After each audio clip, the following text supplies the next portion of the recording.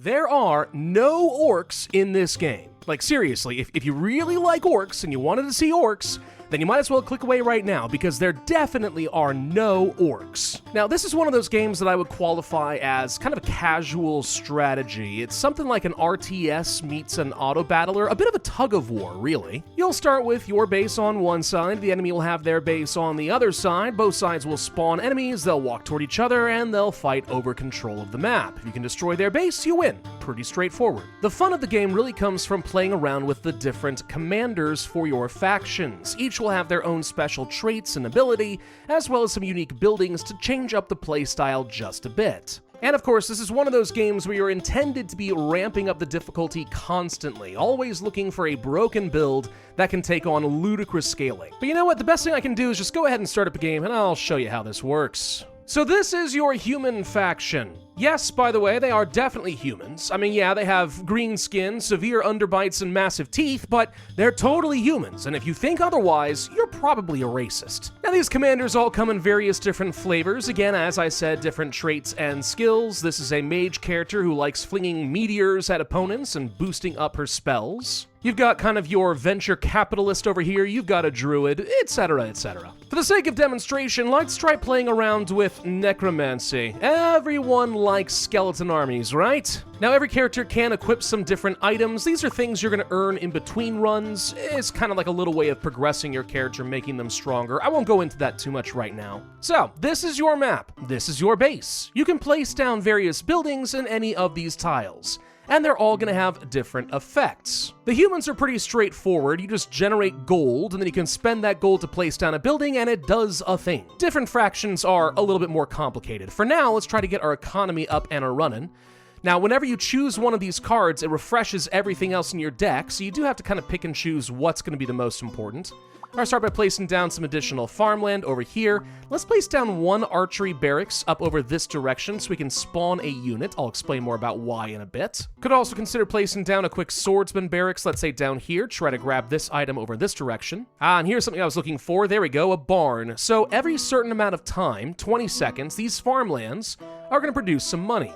By placing a barn over here, what's going to happen is all adjacent, and by adjacent I mean literally anything surrounding in a circle, is going to produce an extra 5 gold. So we've just increased the production of money by 50% in all of these farms, which is pretty great. In fact, this is actually a pretty substantial amount of extra money. So right now we're looking pretty good here. Let's go ahead and unpause the game. So what's going to happen now is all of our buildings are actively fulfilling whatever their job is. After 20 seconds, sometimes it's going to be a little bit less. In this case, the archery barracks takes 25. You get the idea. I'm going to go ahead and speed up the game just a little bit. Units are going to spawn and automatically just start walking down the map. Now, I have a special little building over here as the necromancer called the bone pile.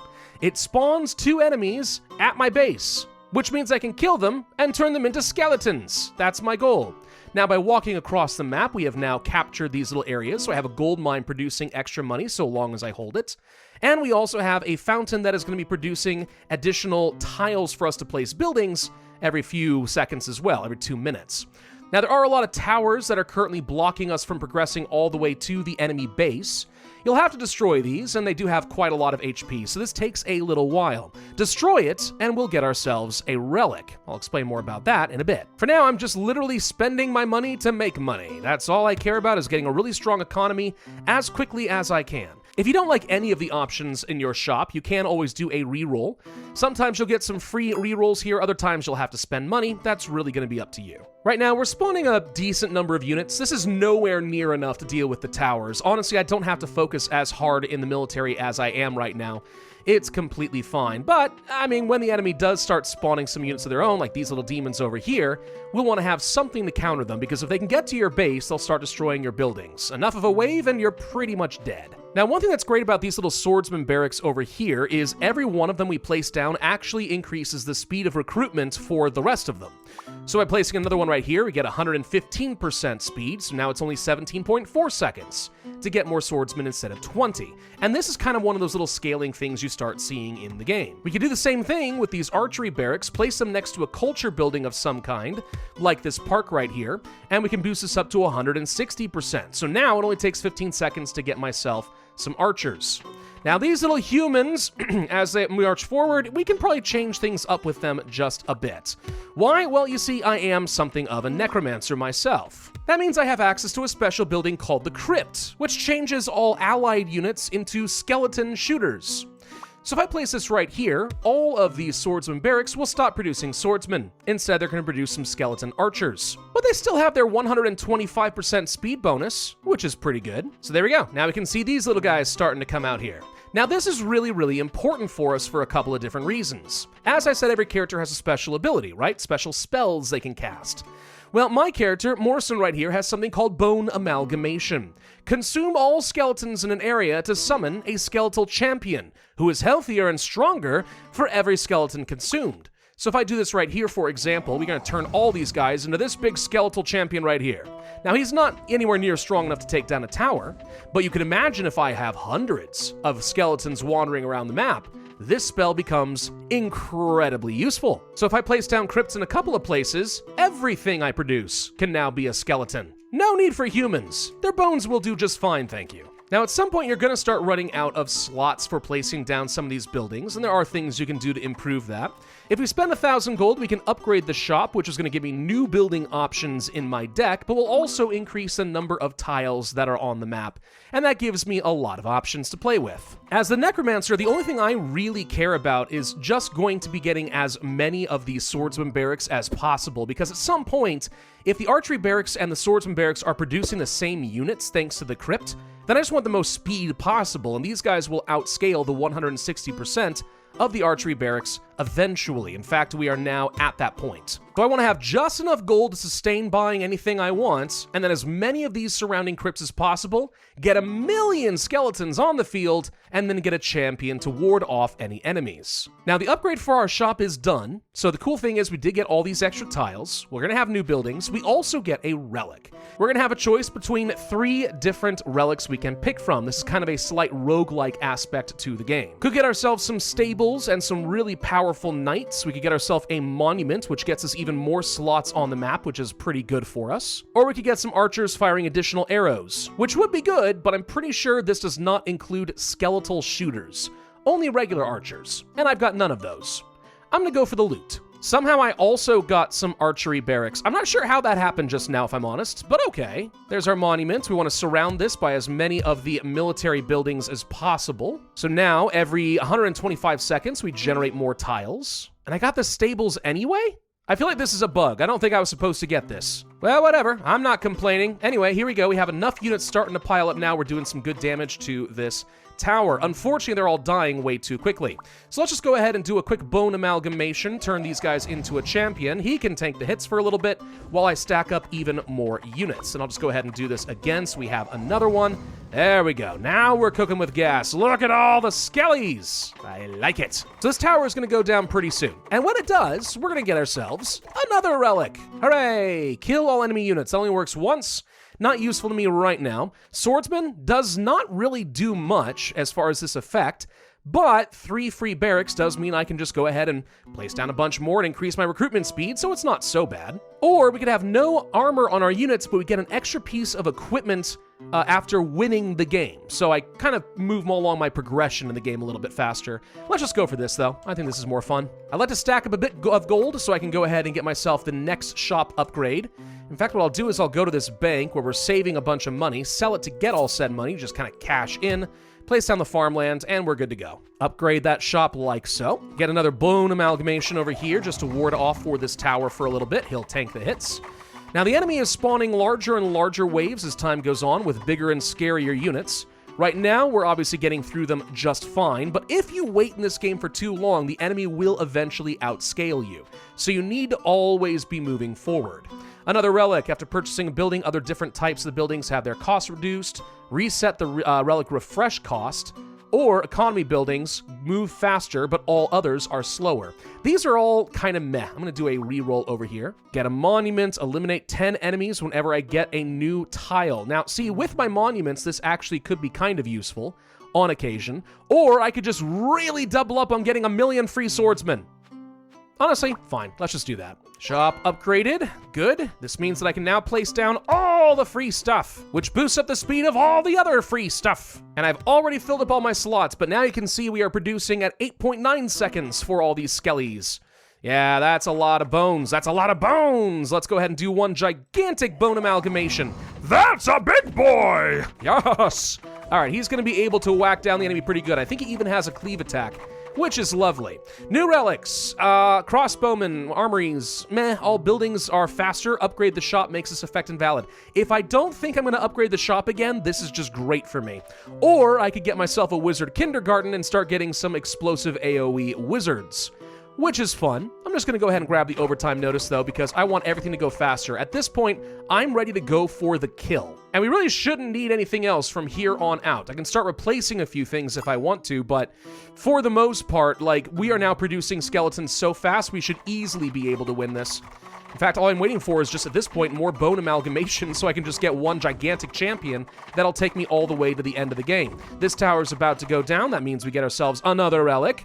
More swordsman barracks? I literally can't even fit them. Could get myself some more gold. If I upgrade the shop, I lose the effect that I was just talking about, but we could do that.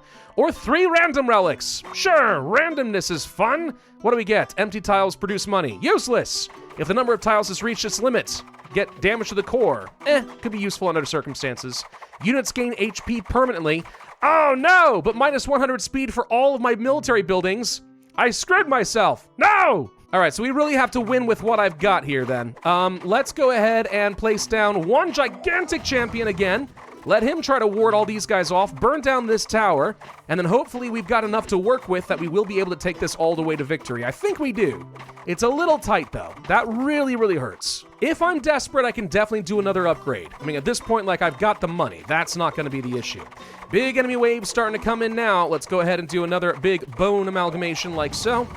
All right, so he has almost 3,000 HP. This should be enough to win. Should be. Let's just see if that works. Now, one problem I have with the game is your units, once they have picked a target, that's the only thing they care about. So all these new little guys are spawning over here, but for the most part, my units are not going to pick and destroy their units first. If they're already targeting the building, that's the only thing they care about. Fine in this case, because I'm going for checkmate, but generally speaking, I'd rather clear out all the enemy units rather than deal with the buildings first. Anyway, that was a nice and easy little run here. It doesn't take very long to win the game. That's a victory, which means we get 3 additional items I can take with me, equip on any of my characters, and you can see they all do different things. Like, for example, delay the first enemy wave by 40 seconds.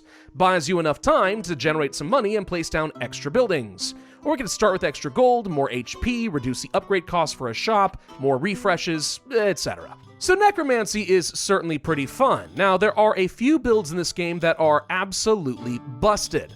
Let me give you an example. I'm going to go over here to the demon faction, which if you played this game before, you already know exactly what I'm about to do. Now, it really doesn't matter which of these demons I pick, because, well, they're all going to have the exact same broken strategy. And I'm going to increase the difficulty to the max I currently have unlocked, which is Chaos +7. So, demons play extremely differently from the humans. Their entire strategy is built around a tempo. After 20 seconds, something is going to happen called a surge, which is going to trigger an effect for all of your buildings. And then after another 20 seconds, you're going to have a sacrifice ritual, which is going to trigger the other effect for all of your buildings. So everything kind of works with a metronome. We're going to be building up surges, then spending it with a sacrifice. Build, spend, build, spend. That's the idea. Now to start off, I have something here called a pen. With a surge ritual, I get some money, and I get something called souls.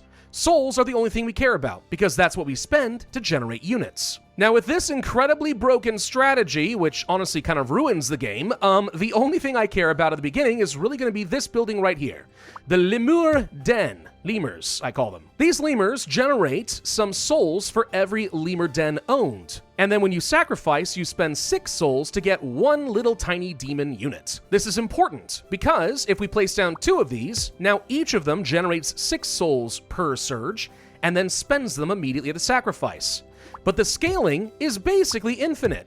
So by doing this and placing 4 down, we're getting 12 souls each, and then spending that to get 2 lemurs each every ritual. So let's just go ahead and speed forward a little bit and I'll show you exactly what's going to happen. Surge, everyone now has this little number representing the souls stored within. Then sacrifice, spend all of them, we've now got some little demons. Now, there's supposed to be a lot of different buildings that are going to be building up and spending your souls in fun little ways. You can have the soul conduit, which siphons the souls from the building on the left and moves them over to the buildings on the right. And then you could have fire imps, and you could sacrifice the souls to get some money, blah, blah, blah. You're supposed to have lots of ways of scaling up your souls. But the problem is, this game is so unbalanced right now. The lemur den literally is just like, they will outscale everything. If you have 50 of these on the board, nothing in the game can beat that soul generation. And you'll be creating so many units, you'll win every time. Now, I am going to place down a furnace over here just to go ahead and like spend whatever souls I'm generating to make a little extra cash, because the more money I have early on, the faster I'm able to build up these lemur dens. There's 3 more. That's going to be a whole bunch more of these lemurs once we get another surge. They're all getting more and more impactful. So 24 each. So now, not only did I double the lemur production at each of the 4 I already had, I've just added on 4 more that are also producing 4 times more. We're about to get a whole load of lemurs. You see how quickly we're scaling now? And now you think about, well, these lemurs are going to start producing, in this case, 30 souls each. Why would I waste my time with these pens? Great question. Why would you? Get rid of them. Replace them with lemurs. Now, here's the thing. The way this furnace works is when you have a surge, all of these generate souls, and then this furnace is going to suck them all up into itself. So I'm not generating any units out of this building, but that's fine, because I'm still generating so many extra souls, it's going to translate into more money faster than anything else I could place down. So our strategy at this point is going to be literally trying to place down a row of furnaces and then a whole bunch of these little lemurs. I will then be generating so much money and so many cheap expendable units, the AI will never, ever be able to keep up. And it's kind of sad because people have realized that you can do this, and it literally just ruins the entire point of the game. You're supposed to do things like place down these soul veins, which surges in the rightmost building gets an extra 30 souls, and that's so much better than a pen, blah, blah, blah, until you realize the lemurs are just already outscaling. Each one of these is worth 42. Why would I ever place this down? It's 2.5 times more expensive. There's no reason. Anyway, we can get our relics. We have different relics as the demons. Units with 0 armor gain 50% HP. I am pretty sure the lemur has no armor, which means I can just make them all super tanky. Okay, and here you can see exactly what I'm doing. All these furnaces generating a lot of money every 40 seconds, and these units have completely overwhelmed the enemy at Chaos level 7. We're already out swarming them. Oh, good. And now we can make it so the lemurs split into 2 lemmings on death. So now we have even more sustain power, plus a bunch more free lemur dens. Because, you know, why not? And then you realize all you care about is literally just lemurs, so I'm just going to keep re-rolling the shop. Even if I'm spending money, it doesn't matter. Find me more of these lemur dens, dang it. There we go. We're now fully maxed out over here. The only thing left to do is to start upgrading the shop. I've got 420 of these dang things on the map. I mean, it's a little ridiculous. Now, the problem with upgrading is then you start having a whole bunch of different buildings in your deck, and it dilutes the lemurs. So, like, you don't actually want to upgrade unless you have already placed down every single one of them. The only reason you upgrade is you want more tiles, so you can get more lemurs, so you can get more money, so you can win harder. All right, so let's see. We can get ourselves some new relics. I'm going to do some rerolls and try to find something better. Pens are useless. Relics could actually backfire on me. What else we got here? None of these are useful. I'm just going to hide this for the moment. I don't even need any relics, if I'm completely honest with you. More important to save the money and then just keep doing rerolls. Is this fun? No, absolutely not. Oh, we already won the game. That was actually really fast. Thank you, Lemlings. You did a good job. It's extremely unsportsmanlike, completely destroys the fun of the demon faction, but I mean, like, it goes to show a little bit of what you can do in this game and how if you understand the mechanics and the synergies, you can absolutely dominate. There's also a dwarf faction in this game, which, again, dwarf, I say somewhat loosely. This one's weird, and I don't really fully understand them, but the way that they work is you place down buildings that consume resources and generate others. So in this case, I consume gold to produce parts, and I can consume parts to produce gold or produce units or whatever. This one's weird, and it's a delicate balancing act. It's definitely the most strategic of all of them. Now, there are some problems that I ultimately have with this game. I do think that after you played it a few times, it ends up being a little bit repetitive. Even with all of the different commanders and their different traits, they aren't so wildly different that you can't just follow, for the most part, the same strategies and win. Though some are obviously going to be a little bit better than others. I also think this game does suffer a little bit from being a little too simplistic in its art. I don't mean that just in terms of the pixel art. I mean, it's fine when you get into this main menu. In the main game, it is a little bit simple. There's not much to look at, not a lot of eye candy. I also think the music is just a little, I don't know, plain when you're in the base game itself. Like, there's nothing really about this that feels epic. Even as you start progressing down the map, it kind of feels like, I don't know, just a little bit blasé. And you can kind of fall into the doldrums. But for a little arcade game, you can throw a few hours into this pretty easily, try to get yourself up to like Chaos plus 30, see how long you can survive. The game is normally about $14 or $15, but if you pick it up during a sale, it ends up being only like $6. Not a bad deal for a few hours of enjoyment in a little casual arcade experience. But that's it, guys. There Are No Orcs. Very easy to understand and pick up, maybe a little bit difficult to master depending on the strategy. Certainly a bit of fun. Thank you all for watching. Hope you enjoyed. If so, I would ask you hit that like button, leave a comment, subscribe, hit that notify bell, and I will see you guys next time.